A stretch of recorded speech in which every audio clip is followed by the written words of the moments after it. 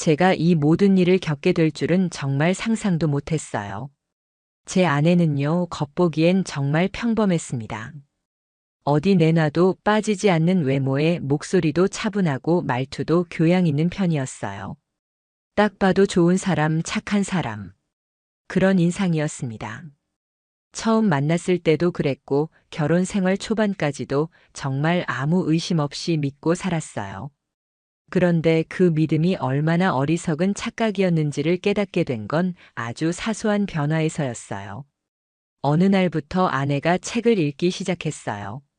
정확히는 아이가 초등학교에 들어가고 나서부터였던 것 같아요. 갑자기 감성 에세이니 자기 개발이니 하면서 하루에 한 권씩 쌓아놓고 읽기 시작하더라고요. 저는 솔직히 책을 별로 안 좋아하거든요. 일하면서 지친 몸 이끌고 집에 오면 그냥 소파에 눕고 싶고 TV 틀어놓고 멍하니 있고 싶은데 아내는 갑자기 저녁만 먹고 자기 방으로 들어가서 조명 하나 켜놓고 책을 읽는 겁니다. 처음엔 좋아 보였어요. 아, 그래도 아내가 자기 발전에 관심이 많구나. 보기 좋다 싶었죠. 근데 이상한 건 그 다음부터였어요.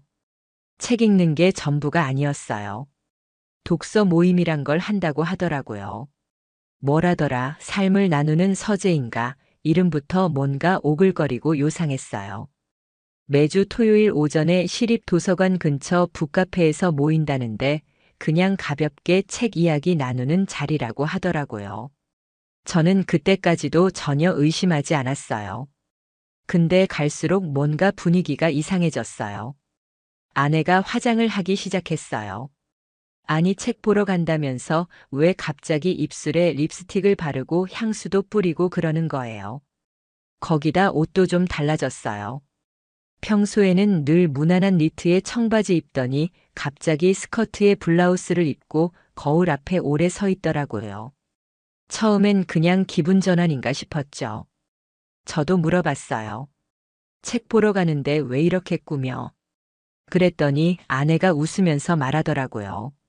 나만 너무 후줄근하면 좀 그렇잖아.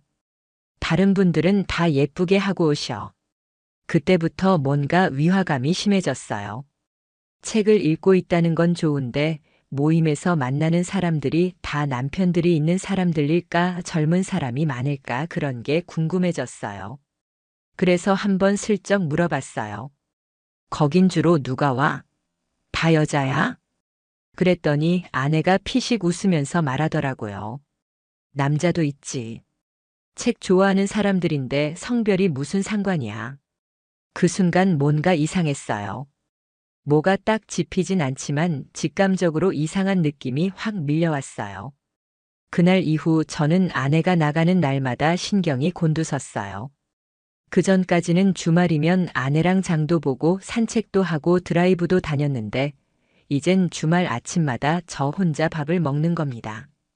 아내는 일찍부터 나가고 돌아오는 건 점심도 한참 지난 오후였어요. 그리고 어느 날 저는 충동적으로 아내를 따라갔습니다. 그날도 아내는 아침 일찍 옷을 갖춰 입고 나갔고 저는 몰래 뒤따라 나섰어요.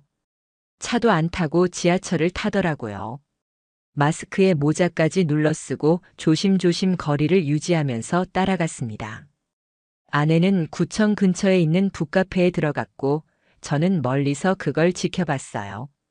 카페 입구엔 삶을 나누는 서재 정기 모임이라고 적힌 작은 팻말이 서 있었어요. 안에는 책이랑 음료가 섞여 있는 공간이었고 아내가 들어가자 몇 명이 벌떡 일어나 인사를 하더라고요. 그 중에 남자도 있었어요. 심지어 그 남자. 아내 손을 잡더라고요. 그냥 가볍게 터치하는 정도가 아니라요. 손가락을 감싸쥐고 눈을 마주보며 웃었어요. 저는 그걸 유리창 너머로 봤어요. 순간 뇌가 얼어붙는 느낌이었어요. 믿을 수 없었어요. 저 여자는 지금 남편을 둔 유부녀고 저 남자랑은 아무 관계가 없을 텐데 왜 그런 표정으로 웃는 거죠? 왜 손을 잡는 거죠? 그날 저는 더는 못 참겠더라고요. 카페에 들어가진 않았어요. 대신 근처에 있던 공원 벤치에 앉아서 한참을 멍하니 앉아 있었어요. 손이 부들부들 떨렸어요. 심장이 미친 듯이 뛰었어요. 분노인지 슬픔인지 모를 감정이 한꺼번에 몰려왔고 머릿속엔 수천 개의 질문이 떠올랐어요. 진짜인가? 내가 잘못 본 건가? 그 사람이 그냥 인사한 걸까? 아니면 벌써 그런 사이인 걸까? 그리고 다음 주 아내에게 말했죠. 나도 책 좀 읽어보려고. 너 따라 독서 모임 가도 돼? 아내는 처음엔 웃었어요. 그러더니 당황한 기색이 역력하더라고요. 갑자기 왜? 당신 책 싫어하잖아. 저는 웃으며 말했어요. 그러니까 이제 좀 바꿔보려고. 부부가 함께하면 더 좋잖아. 그 다음 주 저는 독서 모임에 직접 참석하기로 마음먹었습니다. 아내는 여전히 피곤하다느니 요즘 책이 재미없다느니 핑계를 댔지만 전혀 통하지 않았어요. 저는 아내 몰래 그 모임에 가입 신청을 넣었습니다. 다행인지 불행인지 삶을 나누는 서재는 누구나 신청만 하면 참여할 수 있는 구조였어요. 오픈 톡방도 있었고 다음 주 모임 공지도 올라와 있었어요. 오픈 톡방에서 인사를 하면서 자연스럽게 아내는 제가 독서 모임에 가입했다는 사실을 알게 되었죠. 처음에는 당황스러워했지만 뭐 어쩔 수 있겠어요. 제가 그냥 가입했는데 말이죠. 그리고 그날이 왔습니다. 저는 아내처럼 화려하게 꾸미진 않았어요. 그냥 정장 셔츠에 외투 하나 걸치고 평범하게 갔어요. 카페에 도착하니 벌써 몇몇 사람들이 와 있더라고요. 다들 웃고 있었고 분위기는 꽤 부드러웠습니다. 책을 좋아한다는 사람들답게 조곤조곤한 말투, 잔잔한 음악, 은은한 커피 향. 근데 저는 그곳에 있는 모든 게 거슬렸어요. 사람들 하나하나의 표정도 불편했고 말끝마다 피어오르는 웃음소리도 거슬렸습니다. 그리고 그를 봤어요. 그 남자, 지난번 아내와 손을 맞잡았던 그 남자.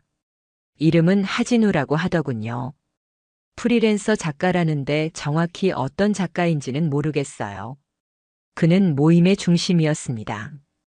다들 그의 말에 고개를 끄덕였고 여자들 몇 명은 그의 말에 눈을 반짝이며 웃고 있었어요. 그 모습을 보는 제 속은 뒤집히는 줄 알았습니다. 제가 봤던 그 미소를 다른 여자들에게도 똑같이 짓고 있었어요. 그런데 그 남자 저를 보더니 살짝 인사를 하더라고요. 처음 뵙겠습니다. 혹시 오늘 처음 오신 건가요? 그 순간 숨이 막혔어요. 그가 저를 몰랐다는 듯 자연스럽게 말하는데 그 말투가 너무 자연스러워서 더 기분 나빴습니다. 그 사람 손에 제 아내 손이 있었던 게 불과 일주일 전인데 그걸 이렇게 태연하게 넘긴다고요? 저는 침착한 척하며 고개를 끄덕였어요. 네, 오늘 처음이에요. 아내가 추천해서 나와봤습니다. 그는 살짝 고개를 기울이며 웃더니 이러더군요. 혹시 이은서님 남편분이신가요? 그 순간 귀에서 윙 하는 소리가 났습니다. 그는 제 아내 이름을 알고 있었어요. 물론 독서 모임에서 이름 정도는 알 수 있겠죠. 하지만 그 말투, 너무 익숙하게 말하는 그 말투에 제 등골이 싸늘해졌습니다. 네, 맞습니다. 은서 남편입니다. 그는 아무렇지 않은 듯 웃으며 말을 이었어요. 두 분이 함께 책을 좋아하시다니 부럽네요. 요즘 그런 부부들 많지 않거든요. 저는 그 말이 너무 불쾌했어요. 어디서 우리 부부를 함부로 평가하는 겁니까? 당신이 뭘 안다고요? 입술이 바짝 마르기 시작했고 저는 억지로 웃어 보이며 자리에 앉았어요. 그런데 제 옆자리엔 아내가 아니고 젊은 여자 한 명이 앉아 있었어요. 이름은 연지라고 했고 아내보다 훨씬 어렸습니다. 그 여자도 하진우와 스스럼 없이 대화를 나누고 있었어요. 모임이 시작되고 책 이야기가 오갔습니다. 그날의 주제는 감정의 자유로움에 대하여였어요. 누군가는 사람의 감정은 구속되면 안 된다느니 사랑에도 틀이 없어야 한다느니 떠들고 있었고 하진우는 사람의 감정은 시대에 따라 진화한다며 부부관계 역시 일종의 제도적 폭력일 수 있다고 말했어요. 그 말을 듣는 순간 속에서 무언가가 확 올라왔습니다. 그럼 지금의 결혼 제도가 잘못됐다고 보세요? 제가 그렇게 물었어요. 일부러 태어난 척 물었죠. 하진우는 아무렇지 않게 웃으며 말했습니다. 저는 개인적으로 결혼이라는 틀은 사회가 강요한 거라고 생각합니다. 진짜 감정은 틀에 갇히면 죽거든요. 모임에 있던 사람들 몇 명이 고개를 끄덕이며 박수를 치더라고요. 그 순간 저는 그 자리에 있는 제 자신이 너무 수치스러웠어요. 그 사람들이 박수치는 건 뭐예요? 진짜 감정이면 가정도 부수고 다 괜찮다는 건가요? 모임이 끝나고 몇몇 사람은 자리를 옮겼습니다. 근처 식당에서 2차 모임을 한다고 하더군요. 저는 따라가진 않았어요. 대신 근처에서 기다렸습니다. 식당 창가 자리에 하진우와 연지 그리고 몇몇 여자들이 앉아 있었고 그 중간에 아내도 있었어요. 아내는 그 남자와 말을 주고받으며 웃고 있었어요. 아니, 그냥 웃는 게 아니라 눈을 맞추고 고개를 끄덕이며 정말 친밀하게, 다정하게, 뭔가 오래된 사이처럼 그렇게 웃고 있었어요. 그 순간 전화를 걸고 싶었어요. 당장 달려가서 소리치고 싶었어요. 근데 참았습니다. 더 이상 확실한 증거가 없으면 아무것도 할 수 없을 것 같았거든요. 그날 밤 저는 혼자 술을 마셨습니다. 잔에 따라 놓고도 입을 대지 못했어요. 속이 뒤집혀서 아무것도 들어가지 않더라고요. 그리고 결심했습니다. 다음 모임 거기서 끝을 보자. 그 다음 모임이 열리는 날 아침. 저는 평소보다 일찍 일어났습니다. 아내보다 먼저 일어나 움직인 건 오랜만이었습니다. 주방에서 일부러 컵을 3개 내려놓고 발소리를 내며 거실을 왔다 갔다 했어요. 아내는 안방 문을 살짝 열고 물끄러미 절 보더니 말하더라고요. 오늘 무슨 일 있어? 저는 아무렇지 않게 말했어요. 그냥 요즘 잠이 안 와서. 그리고는 일부러 천천히 아내를 바라봤습니다. 그 얼굴, 그 눈빛, 아무것도 모르는 척 웃고 있는 그 표정이 너무 역겨웠습니다. 그날 저는 회사에 병가를 내고 아내를 미행하기로 했습니다. 지난번처럼 카페로 바로 가는 게 아니라 중간에 마트를 들러 꽃다발을 사고 카페 근처 빵집에 들러 케이크를 사더군요. 손에 무언가를 들고 있었고 휴대폰으로 계속 메시지를 주고받고 있었어요. 표정은 설레는 것처럼 보였어요. 그 모습을 보고 있자니 치가 떨렸습니다. 이번엔 무작정 따라가지 않았습니다. 저는 이미 전날 근처 카페를 방문해서 CCTV 각도랑 테이블 배치를 확인해 놨고 그날 제가 앉을 자리를 미리 정해 놨습니다. 그 자리는 아내의 정면 사선 방향이었고 그녀가 누구와 무슨 행동을 하든 전부 볼 수 있는 자리였습니다. 카페에 들어섰을 땐 아직 몇 명만 도착해 있었습니다. 그 중엔 하진우도 있었습니다. 잠시 후 아내가 도착했어요. 손엔 꽃과 케이크를 들고 있었고 하진우는 환하게 웃으며 그녀를 맞이했어요. 그 둘이 마주보고 인사하는 그 장면을 저는 눈 똑바로 뜨고 지켜봤습니다. 그리고 제 손엔 스마트폰이 있었습니다. 녹화 중이었습니다. 아내는 하진우 앞에 조심스럽게 케이크를 내려놓고 작은 쪽지를 꺼내 그의 손에 쥐어줬습니다. 그는 고개를 숙여 그것을 읽고 웃었어요. 그 순간 저는 멈췄습니다. 그들의 손은 다시 마주 잡혔고 이번엔 아주 자연스럽고 익숙하게 서로의 손을 감쌌어요. 그건 동료 간의 악수가 아니었습니다. 친구끼리의 장난도 아니었습니다. 그건 애틋함이 깃든 동작이었고 오랜만에 만난 연인이 나누는 그 미묘한 애정의 신호였습니다. 그 순간 저는 확신했습니다. 이건 끝났다. 이건 지금 불륜이다. 이건 그냥 오해가 아니다. 이 여자, 제 아내는 지금 다른 남자에게 마음이 완전히 넘어간 상태였습니다. 그날 저는 모임이 끝날 때까지 자리를 지켰고 그들의 동선도 전부 기록했습니다.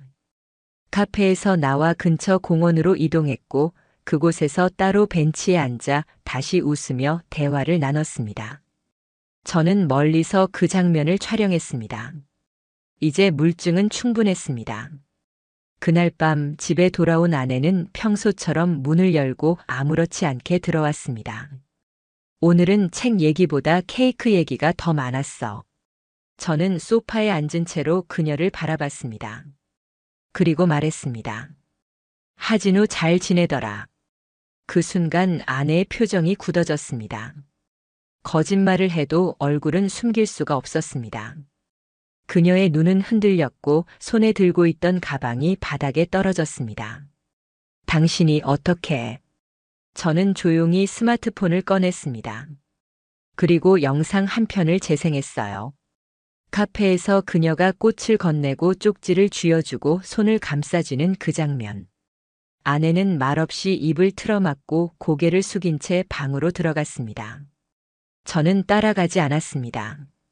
따라가서 무슨 말을 해야 할지 스스로도 몰랐으니까요. 그날 밤 잠이 오지 않았습니다. 거실에 혼자 앉아 있다가 아내가 방문을 열고 나왔어요. 눈이 빨갛게 부어 있었고 입술은 파랗게 질려 있었습니다. 미안해. 그게 그렇게 될 줄 몰랐어. 저는 웃음이 나더라고요. 어떻게 될 줄 몰랐는데 손까지 잡을 줄은 몰랐던 거야? 그녀는 말이 없었습니다. 그 침묵이 더 역겨웠습니다. 그 사람하고 얼마나 됐어? 그냥 그렇게 깊은 관계는 아니야. 감정만 조금 흔들렸던 거야. 감정만 흔들렸대요. 저는 그 말을 들은 순간 다시 한번 깨달았습니다. 사람은 자기가 보고 싶은 것만 본다고, 믿고 싶은 것만 믿는다고. 그녀는 그날 제게 아무것도 설명하지 않았고, 저는 아무것도 더 듣고 싶지 않았습니다. 단 하나 그 관계가 정말 감정만 있었는지 아니면 그 이상이었는지 그걸 알아야겠다는 생각만 머릿속을 떠나지 않았습니다. 그날 이후 저는 더는 참지 않기로 했습니다. 이 상황을 더 질질 끌면 제가 무너질 것 같았어요. 아내는 그날 밤 이후 점점 말을 잃었고 집안은 냉랭한 공기만 흘러다녔습니다. 저는 하진우를 직접 만나기로 했습니다. 더 이상 뒤에서 지켜보고 화를 삼키는 건 저 자신에 대한 모욕이라고 느꼈어요. 그가 더 뻔뻔하게 굴기 전에 제가 먼저 그의 눈을 똑바로 들여다보고 싶었습니다. 모임 톡방에 올려진 다음 주 번개 모임 일정에 참석으로 체크를 한 뒤 저는 메시지를 보냈습니다. 하진우님, 별도로 말씀드릴 게 있어서 뵙고 싶습니다. 그는 아무렇지 않게 답장을 보냈어요. 네, 좋습니다. 언제가 편하실까요? 그 대답을 본 순간 저는 또다시 이 인간이 얼마나 뻔뻔한 사람인지 실감했습니다. 자기가 무슨 잘못을 했는지도 모르는 얼굴로 아내 남편이 연락했는데 저렇게 쉽게 만남을 수락한다고요? 만남 장소는 카페가 아닌 인적 드문 공원 벤치였습니다. 한적한 시간대를 골랐고 그와 마주 앉은 저는 먼저 말을 꺼냈습니다. 제 아내와 어떤 관계입니까? 그는 눈을 조금 깜빡이더니 고개를 끄덕였어요. 그리고 말했습니다. 은서님은 저와 책 이야기 많이 나누는 좋은 친구입니다. 친구, 그놈의 친구, 어디서 많이 들어본 단어였어요. 상간남들이 흔히들 쓰는 표현 친구라면서 손을 잡고 눈빛을 교환하고 혼자 있을 땐 미소를 나누는 그 우정 말입니다. 그 손은 왜 잡았습니까? 그 쪽지엔 뭐가 써 있었습니까? 아내가 들고 간 케이크는 무슨 의미였습니까? 답변하십시오. 저는 차갑게 말했습니다. 손은 이미 주먹을 쥔 상태였고 그를 향한 증오는 목까지 차올랐어요. 그는 한숨을 쉬더니 말했습니다. 그날 은서님이 조금 감정적으로 무너져 있었어요. 집안 얘기를 하면서 힘들어했어요. 그래서 제가 잠시 위로를 해주려 했던 겁니다. 잠시 위로? 그게 손을 감싸주는 방식의 위로였나요? 그게 쪽지를 건네고 웃으며 교감하는 방식이었냐고요? 저는 이성을 놓을 뻔했습니다. 하지만 꾹 참았습니다. 이 자리에 녹음기가 있었고 그의 말을 하나하나 담고 있었으니까요. 감정적인 위로를 그렇게 주는 게 독서 모임의 방식입니까? 그게 꼭 방식이라고는 할 수 없지만, 그럼 당신은 이 상황이 전혀 문제 없다고 생각하십니까? 글쎄요. 그건 각자의 해석이겠죠. 그 말에 저는 웃음이 나왔습니다. 각자의 해석, 가정을 무너뜨린 행위를 두고도 해석이랍니다. 저는 마지막으로 말했습니다. 저는 이 대화를 전부 녹음했습니다. 이 녹음과 영상은 모두 확보되어 있습니다. 법적으로든 사회적으로든 반드시 책임을 묻겠습니다. 그는 당황한 기색을 잠깐 보이더니 이내 표정을 지웠습니다. 그의 입에서 더는 할 말이 없다는 듯한 침묵이 흘렀고 저는 그 침묵을 끝으로 자리를 떴습니다. 그날 밤 아내는 거실 소파에 앉아 있었습니다. 집안엔 기묘한 정적이 흘렀고 TV는 켜져 있었지만 아무도 보지 않았습니다. 제가 현관문을 열고 들어오자 아내는 고개를 들었고 그 순간 우리의 눈이 마주쳤습니다. 그녀는 입을 열지 않았습니다. 말을 하지 않아도 무슨 일이 있었는지 이미 알고 있었겠죠. 하진우 만났어. 제 말에 그녀는 아무 반응이 없었습니다. 그 사람은 내가 힘들어해서 위로했다고 하더군. 그녀는 그 말을 듣고도 변명하지 않았습니다. 지금이라도 다 말해. 도대체 언제부터였는지, 어떤 감정이었는지, 내가 몰랐던 너는 어떤 사람이었는지. 그녀는 고개를 떨구고 말했습니다. 나는 그냥 누군가 내 얘기를 진심으로 들어주는 느낌이 처음이었어. 당신은 늘 피곤해했고 늘 바빴고 나는 그냥 사람이 되어보고 싶었어. 아내가 아니라. 그럼 나는 뭐였다는 겁니까? 그녀를 사람 아닌 존재로 만든 게 저였다는 겁니까? 그래서 넌 사람한테 감정을 주고 손을 잡고 쪽지를 건넸니? 그게 사람으로서 할 짓이냐? 그녀는 울지 않았습니다. 눈물은 없었지만 눈동자는 텅 비어 있었습니다. 그날 이후 우리는 한 집에 있지만 대화를 나누지 않았습니다. 아내는 제 앞에선 휴대폰도 놓고 다녔고 모임도 끊었습니다. 하지만 신뢰는 돌아오지 않았습니다. 이미 돌이킬 수 없는 선을 넘어버린 관계였으니까요. 시간이 흘렀습니다. 말없이 흘러갔습니다. 아내는 더 이상 모임에 나가지 않았고 하진우라는 사람도 연락을 끊은 것처럼 보였습니다.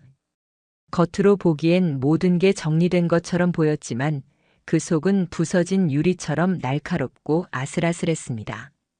식탁에 마주 앉아도 아무 말이 없었고 TV를 켜놔도 웃음은 나오지 않았습니다. 말을 하지 않아도 마음이 다쳤다는 걸 서로 알 수 있었습니다. 그녀는 여러 번 사과했습니다. 울지도 않았고 큰 소리도 내지 않았지만 계속해서 저를 쳐다보며 말했습니다. 그 사람과는 아무 일도 없었어. 진심이었어. 순간적인 감정이었고 지금은 후회해. 그 말을 들을 때마다 저는 점점 더 확신하게 됐습니다. 이 사람은 아직도 자신이 무엇을 망가뜨렸는지 모른다는 걸. 저는 그렇게 믿고 살았습니다. 다시 믿을 수 있을 거라고, 시간이 지나면 달라질 거라고, 아이에게 상처 주고 싶지 않아서, 집이 무너지는 걸 막고 싶어서. 제가 참는 게 맞다고 스스로를 설득하며 하루하루 버텼습니다. 그러던 어느 날 우편함을 열다 낯선 봉투 하나를 발견했습니다. 보낸 사람은 없었고 그 안에는 작은 USB 하나만 들어 있었습니다. 저는 얼어붙은 채 그걸 컴퓨터에 꽂았습니다. 그리고 화면에 뜬 영상 파일을 재생했습니다. 그 영상엔 아내와 하진우가 독서 모임을 마치고 근처 카페에서 둘만 따로 앉아 대화를 나누는 모습이 담겨 있었고 그녀는 그에게 이런 말을 했습니다. 당신하고 대화할 땐 내가 다시 살아있는 것 같아. 다른 사람이 된 것 같아. 이 시간만큼은 진짜 내 모습 같아서 계속 있고 싶어. 제 몸이 굳었습니다. 이미 지나간 일이었지만 그 말은 단순한 위로나 호감의 감정이 아니었습니다. 그건 명백히 마음을 나눈 사이의 고백이었습니다. 그제서야 모든 게 퍼즐처럼 맞춰졌습니다. 그녀가 했던 말, 내가 사람이 되고 싶었다는 말, 내 얘기를 들어주는 사람이 처음이었다는 말. 그 모든 말 속엔 저에 대한 원망과 하진우에 대한 마음이 들어 있었습니다. 그날 밤 저는 조용히 말했습니다. 이제 그만하자. 그녀는 고개를 들었습니다. 눈빛은 더는 놀라지도 않았습니다. 이미 알고 있었던 것처럼 이 끝이 언제든 올 수 있단 걸 알고 있었던 사람처럼 그녀는 말없이 고개를 끄덕였습니다. 이혼을 준비하는 동안 아내는 아무런 말도 하지 않았습니다. 재산 분할이나 양육 문제에 있어서도 갈등이 없었습니다. 우리는 그렇게 무너졌고 그 무너짐은 의외로 조용했고 담담했습니다. 사람들이 말하더군요. 그래도 한 번쯤 기회를 줘야 하지 않냐고. 감정은 실수할 수 있는 거 아니냐고. 그 정도로 파국을 내는 건 너무한 거 아니냐고. 하지만 그 사람들은 몰랐습니다. 믿음이 무너졌을 때 그 무게가 얼마나 큰지, 그 틈에서 사람 마음이 어떻게 망가지는지를. 저는 이혼하고 나서도 한동안 사람을 만나지 못했습니다. 누구를 봐도 그 눈에 의심이 붙었고, 누가 웃어도 그 뒤에 거짓이 숨어 있는 것 같았습니다. 독서 모임이라는 말만 들어도 속이 뒤틀렸고 책장을 넘기는 손이 떨렸습니다. 한때 저는 책을 미워했습니다. 그걸 빌미로 한 만남, 그걸 빌미로 한 거짓말, 그걸 빌미로 한 감정이 저를 여기까지 무너뜨렸기 때문입니다. 지금은 조금 달라졌습니다. 시간이 지나고 그 고통의 기억도 조금씩 퇴색해가며 책을 다시 꺼내 보게 되었고 혼자만의 조용한 독서 시간을 갖게 되었습니다. 다만 한 가지는 아직도 똑같습니다. 그날의 쪽지, 그녀가 하진우에게 건넸던 작은 쪽지에 뭐라고 적혀 있었는지 저는 끝까지 알지 못했습니다. 그 쪽지 속 글씨가 혹시 사랑해였을까? 혹시 이혼하고 당신과 새 출발하고 싶어요. 였을까? 그게 아직도 제 머릿속에서 떠나질 않습니다. 그 한 문장이 제가 아내를 평생 믿었던 시간 전체를 산산조각 냈습니다. 그리고 그 기억은 제가 다시 누군가를 믿으려 할 때 가장 먼저 떠오르는 그림자처럼 제 발목을 붙잡고 있습니다.